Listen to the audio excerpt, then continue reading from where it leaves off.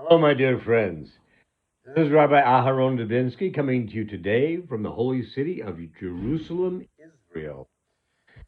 It's a story that's as old as time. So it was in the beginning, so it will be at the end, and in between are just changes of character. When talking about the struggle between good and evil. Now, we've talked about many things that dance around this subject. Today, we're going to get right down to the nitty gritty. We realize that it's important that we fight in this fight, that we're part of this fight. We belong to this fight. We inhabit this planet, and the planet has inherent in it this fight. It started in the very beginning. Sometimes we win, sometimes we lose, sometimes it's a draw, but it never goes away. It was Cain and Abel, where Cain was the bad guy, Abel was the good guy. Abel lost, Cain won. He didn't carve out for himself much of a life because of it, but he did win. Move forward in time, you have Noah against virtually everybody else. In this case, Noah won, the rest of the people were drowned. So, in this case, once again, the good win. You have cases of Jacob and Esau, and you have Isaac and Ishmael, good and evil. Isaac and Ishmael turns out into a draw later on. And you have Jacob and Esau, again, turned into a draw later on. But there is always that struggle between good and evil. It is inherent in humankind that we have this struggle for us. That this has been given to us, like everything else, by Kadosh Baruch Hu, by our God. He gave us this as part of what we have to deal with. We've talked about the fact that in everything we do, there is a template. The Torah is a perfect template for our life. It's, in essence, for lack of a better term, an owner's manual for our body and our soul. What will work, what won't work, what will work better, what will not work as well. It gives us these things over and over again. Starts right from the beginning with Adam being told that he needed to pray for rain so the vegetation would grow. It was Hashem's way of basically setting a precedent, setting a template. That means basically we've got to do something in everything. He'll be glad to help us. He wants us to pray to him. He wants us to be grateful. He wants us involved with him. But also, we need to take action. It can't be done one without the other. They're both good, but they're both necessary. And they must be used again and again. We go further in time, and we see Moshe Rabbeinu against the Egyptians. Now, this is very interesting because when you backtrack a little bit, you see Joseph had a great relationship with the Egyptians. Joseph was the good guy, and at the time, Egypt was the good guy. Everything was good. Things were working fine. But it didn't last. When Joseph died, Torah tells us a Pharaoh came along that did not know Joseph. Did not know Joseph HaTzadik. What does this mean? What do you mean he didn't know Joseph? There's a machlokas on this, a disagreement.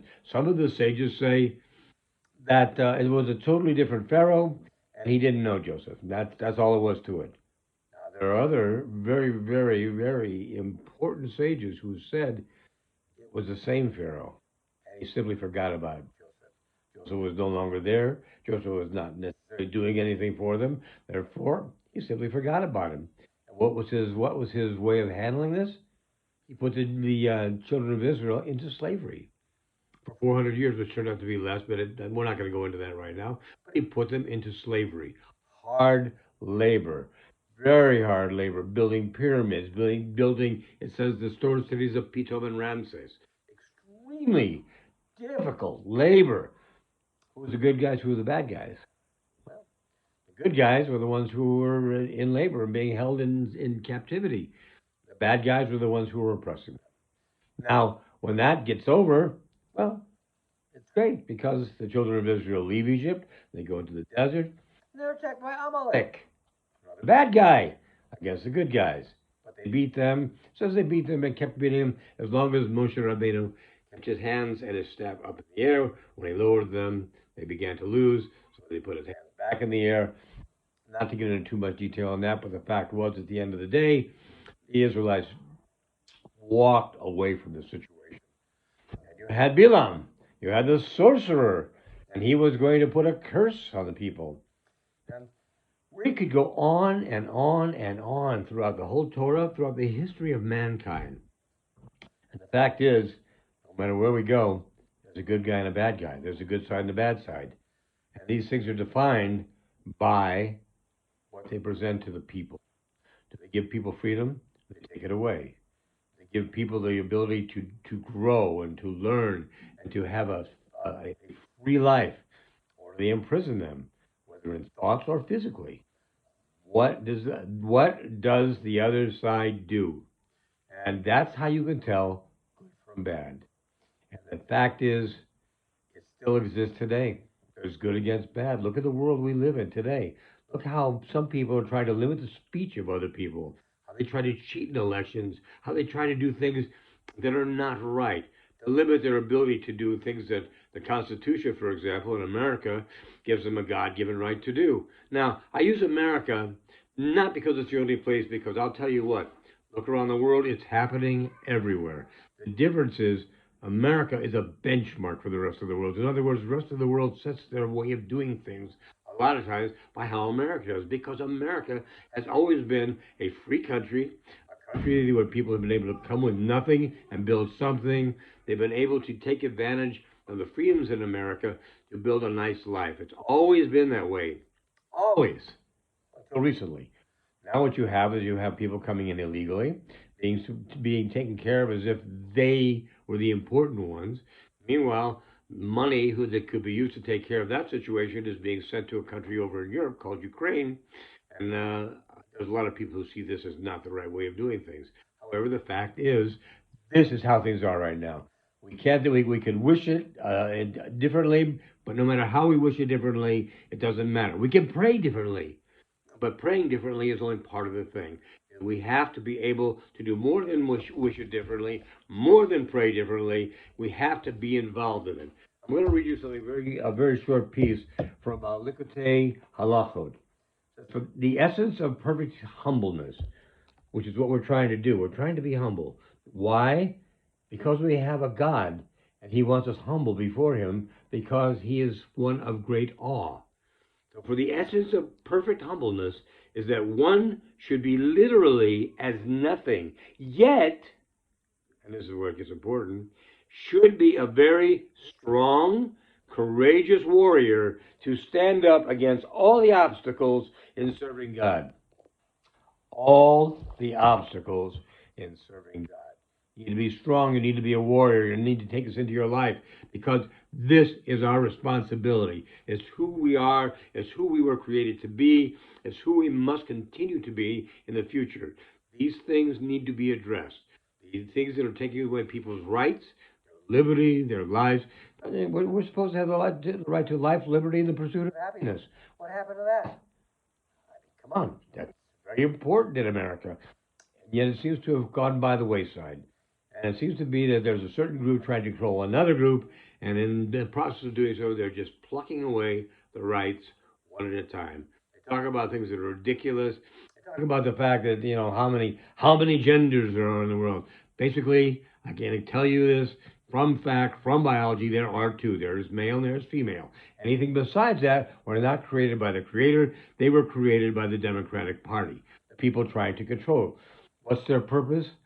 Purpose, if you look at all the things they do to control Americans, their purpose is to be confusing. Their purpose is to make it so that it's hard to know which is right and which is wrong, which is left, which is right, which is up, which is down. It's hard to know. In other words, they want to make it so that people become, for lack of a better term, stupid or uninformed, so that they can tell them what they need to think. In other words, schools today are not teaching children how to think. They're teaching what to think. And this has got to stop. And who's got to stop it? Well, my friends, it's us, you and me. There is nobody else. Because we can pray and pray and pray, which is important, but it's not enough. We have to provide the human effort. It was given to us to do this, and it's been since the beginning of time, since Isaac and Ishmael, Jacob and Esau, since Moshe and Bilam. These things have to be taken care of. We are the ones who need to take care of them. If not, we will fall into a crack in history, possibly never be heard from again. So it's important to remember this is what we need to do. It's our responsibility to make things right. Just use your brain. You've been given one for a reason. It's more than for putting a hat on your head. You've got to have the ability to think objectively. Take a look at what we're being told.